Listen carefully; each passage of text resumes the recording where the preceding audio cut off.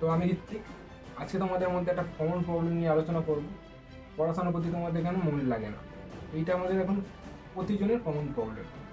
অনেকের কি পড়াশোনার প্রতি মন না লাগলেও ফ্যামিলি প্রেশারের জন্য জোর করে পড়াশোনা করতে হয়। কিন্তু গাইস, আমরা আসল জোর গোড়া থেকে প্রবলেমটার সলিউশন করি, যে পড়াশোনার প্রতি তোমাদের কেন মন লাগে না।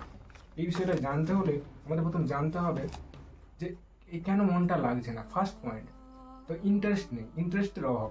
তো পড়াশোনার প্রতি তোমার ইন্টারেস্ট নেই, এই ইন্টারেস্টের অভাবের জন্য তোমার মনটা লাগছে না। দ্বিতীয় পয়েন্ট, আমাদের কীভাবে পড়াশোনার প্রতি ইন্টারেস্টটা জাগাবো। দেখো গাইস, পড়াশোনার প্রতি ইন্টারেস্ট ওভাবে কোনোদিন হয় না। বইয়ের প্রতি ভালোবাসা থাকলে জিনিসটা বুঝতে হবে, কেন তোমার ইম্পর্টেন্সটাকে জানতে হবে পড়াশোনার প্রতি। সেই জন্য তুমি বইয়ের ভালোবাসো, বই নিয়ে পড়াশোনা করো। বই নিয়ে পড়লে তুমি চাকরি করতে পারবে, চাকরি করলে তুমি দেন টাকা ইনকাম করতে পারবে, টাকা নিয়ে তুমি গাড়ি বাড়ি এগুলো কিনতে পারবে। তাতে এই জন্য তোমার পড়াশোনা করতে হবে। একটা মোস্ট কমন কোয়েশ্চেন হলো, কোনো অল্টারনেট ওয়ে নেই যে পড়াশোনা ছাড়া? অনেকে পড়াশোনা করতে ভালো লাগে, তারা কি জীবনে সফল হতে পারেনি? হ্যাঁ, অবশ্যই হবে, কেন হবে না। যে ধরো পড়াশোনা করছে না, সে ব্যবসা করে নিজের জীবনে দাঁড়িয়েছে, অনেক উদাহরণ আছে। অনেকে নিজের খেলোয়াড় গায়ক হয়েছে। তো গাইস, পড়াশোনাটা আলটিমেট নয়, জীবনের সময় খুবই কম। তাই তোমার যে জিনিসটা ইচ্ছা করে, লোকে কি বলবে সেটা ভাবার দরকার নেই। সেই জিনিস তুমি নিজের 100% হার্ডওয়ার্ক করো, সেই জিনিসটা তুমি সফল হবে। তোমার যদি ফোন দেখতে ইচ্ছা করে, তাহলে তুমি ফোন দেখলে তোমার কিছু হবে না ভাই।